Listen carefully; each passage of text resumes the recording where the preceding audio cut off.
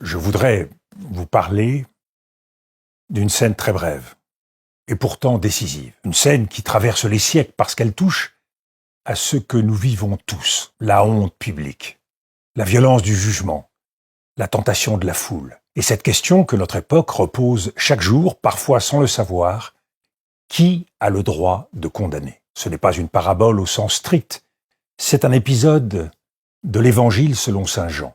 Et que l'on soit croyant ou non, d'une croyance ou d'une autre, on peut l'entendre comme un concentré de sciences politiques humaines, au sens le plus profond. Comment une société traite-t-elle celui ou celle qu'elle désigne comme coupable? La scène s'ouvre sur une foule. Des hommes de loi, les scribes et les pharisiens, amènent une femme prise en faute. Ils la placent au milieu. C'est important, au milieu. On l'expose, on l'isole. On la transforme en exemple. Et ils posent à Jésus une question qui n'est pas une question, c'est un piège. Parce qu'ils ne cherchent pas la justice.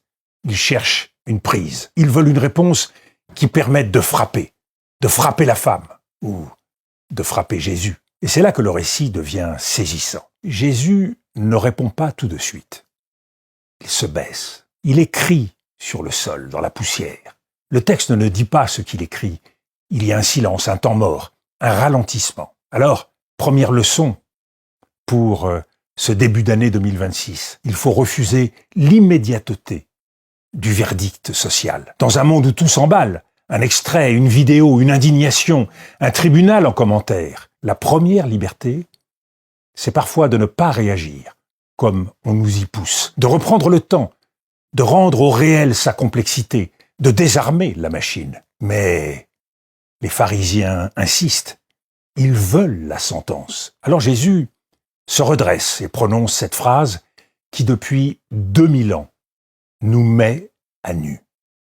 Que celui qui n'a jamais péché jette la première pierre.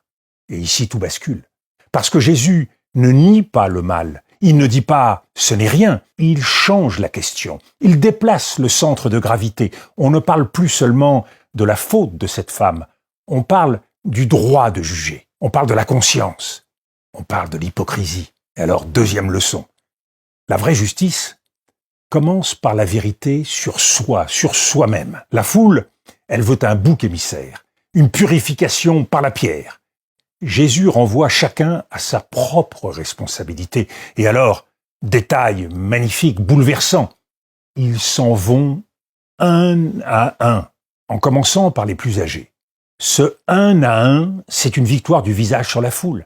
La foule est un masque. Un à un, c'est une conscience. Et puis vient le moment le plus humain. Ils sont partis, il ne reste plus qu'elle et lui, et Jésus lui demande « Personne ne t'a condamné ?» Elle répond « Personne. » Et Jésus dit « Moi non plus, je ne te condamne pas. Va et ne pêche plus. » Et c'est là qu'il y a une troisième leçon capitale. La miséricorde, ce n'est pas le laxisme. Il y a deux phrases.